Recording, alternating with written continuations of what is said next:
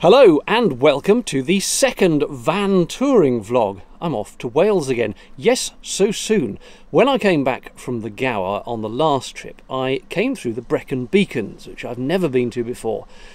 And oh my word, if you think Gower is pretty, wait till you see the Brecon Beacons. I did not, on that trip, have time to stop and take any footage, so I'm going back to get some.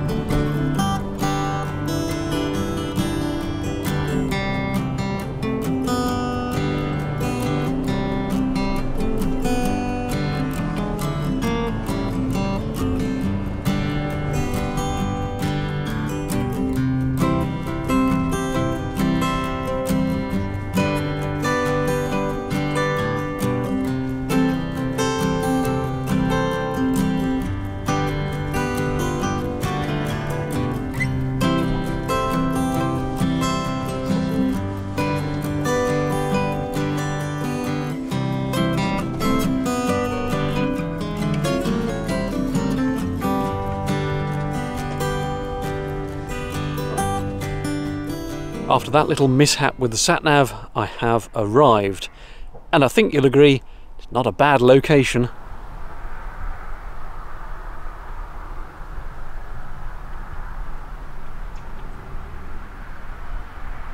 Apart from a few caravans in the next field, I'm practically the only one here, I think. Facilities, right at hand. Water and toilet emptying point. I think the first order of business, quite clearly, is a cup of tea. I remember in one of the build video comments, someone doubting whether my tap actually worked because I hadn't shown it being switched on. So, for ye of little faith...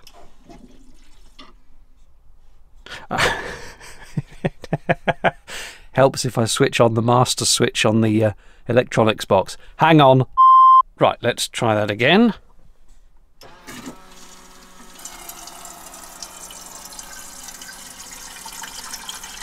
As you can see, I've got all the camping essentials. I've got bread, I've got skimmed milk, I've got a Kellogg's Cereals variety pack.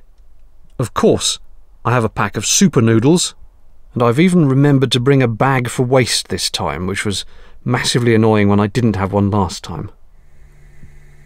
Kettle's on, all is well with the world.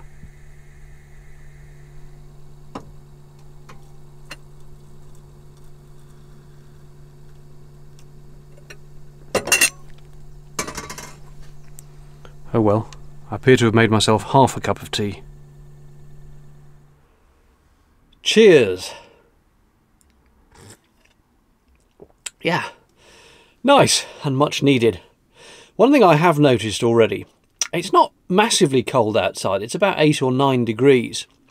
And in here, very warm, even just putting the kettle on for... well, it was only about 3 minutes to boil up that much water. That has raised the temperature in here. It's like a little sauna in here. Very nice. Unfortunately, I haven't yet managed to find a suitably sized welcome mat, so as you can see, it's already very grubby on the way in from mud outside. And as I haven't got a rug for the main area, I brought slippers, which are doing a sterling job, let me tell you. I forgot to mention where I am, though you may have seen the sign as I turned in. Surrounded by the wonderful Brecon Hills. So quiet here. Really quiet. Shh. When I arrived and checked in, I was greeted not only by this dog, another dog, a very affectionate cat, and believe it or not, a horse. This is the very nice and thankfully heated facilities block. Certainly seems to be a much lauded site. Absolutely hordes of leaflets, things to do, days out, and this bank of fridges for general use. They advise you label your stuff like being in a student flat.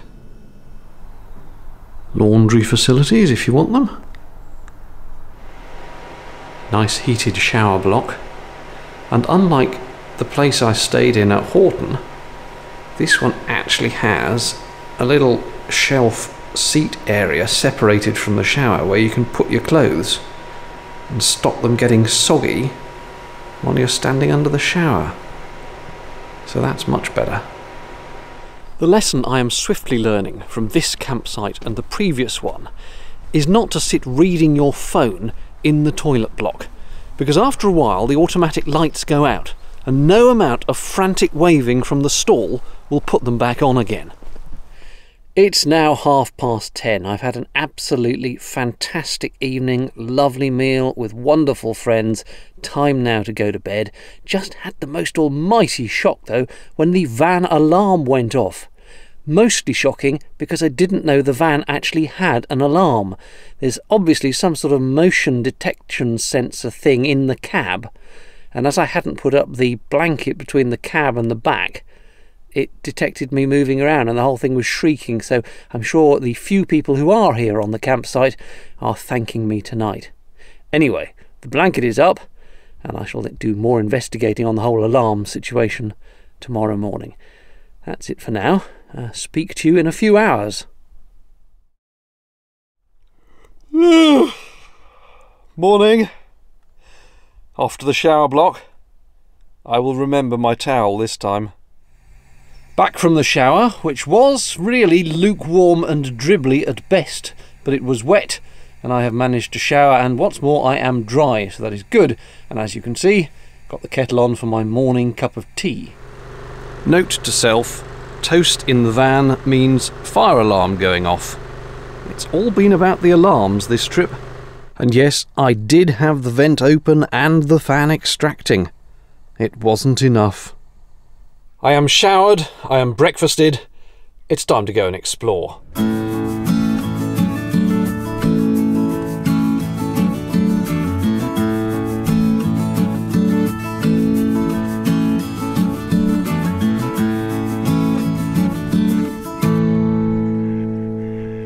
First stop, Langorse Lake, which features many ducks and geese and waterfowl generally, none of which are actually in this picture. Oh, there they are.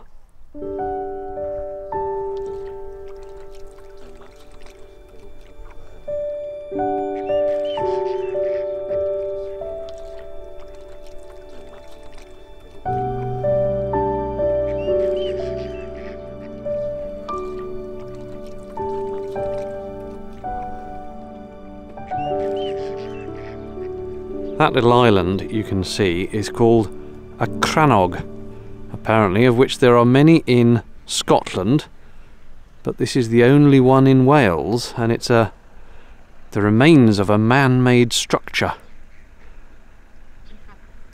apparently inhabited by royalty of olden times. Langorse Lake is apparently, supposedly, where the Arthurian sword was either flung into or came back out of the water, possibly both. I forget exactly the tale, but look, there it is in a rock. Perhaps I should try pulling it from the stone and become king of England and Wales and all the dominions. How hard can this be?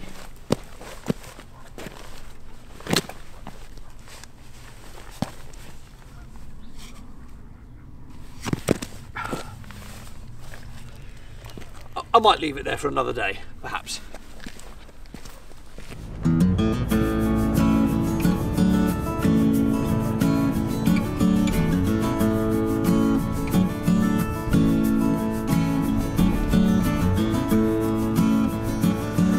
That's the lake from up above. I'm now heading to another mass of water, Talibont Reservoir.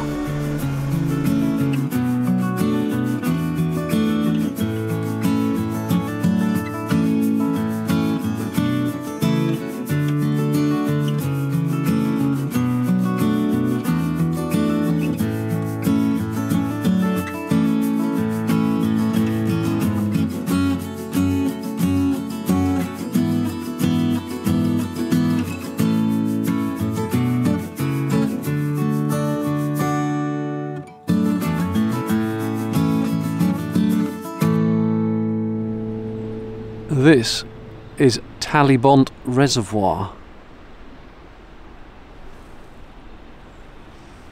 Looking a little bit low actually, and they're doing some work on it. The little square stone building down there actually houses a hydroelectric generator that apparently is enough for a quarter of the homes in the village of Talibont. How many that is, I don't know. But they're making use of the water as it rushes down. And then behind that is a water treatment works.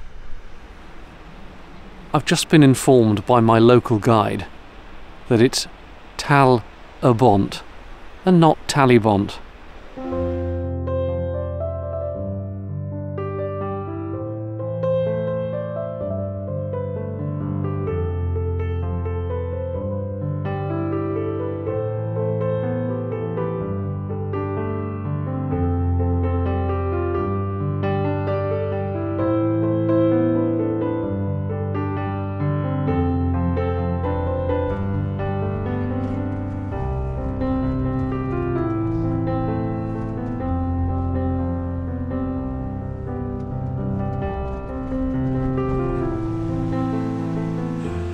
I have stopped at this random bit of stream in the hope of seeing waterfalls. So far, I'm seeing sheep.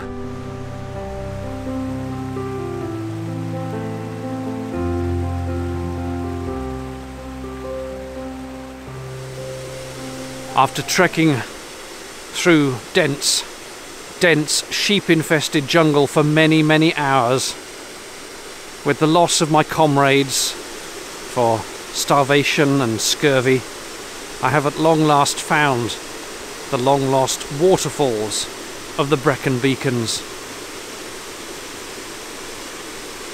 Right, that's it. Might as well go home now.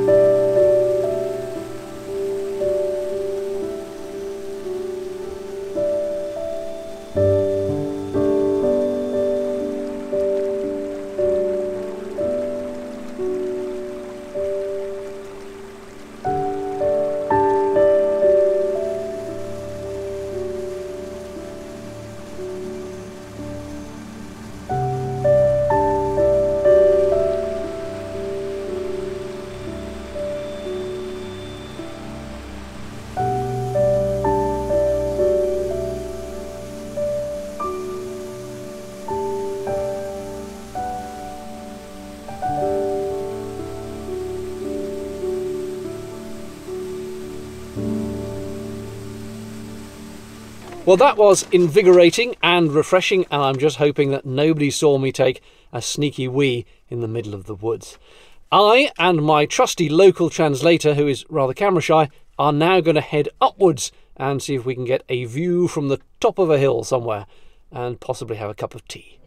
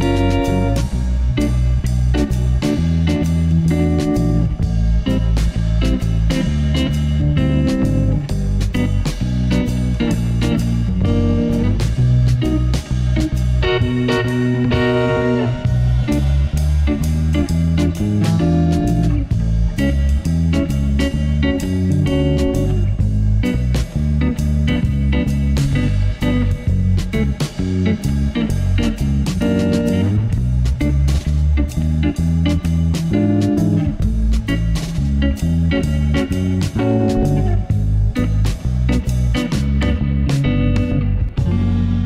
that was an absolutely stunning day of just mind-bogglingly fantastic scenery. It's now night time, I'm back in the camper, and I'm cooking a campervan staple. It's super noodles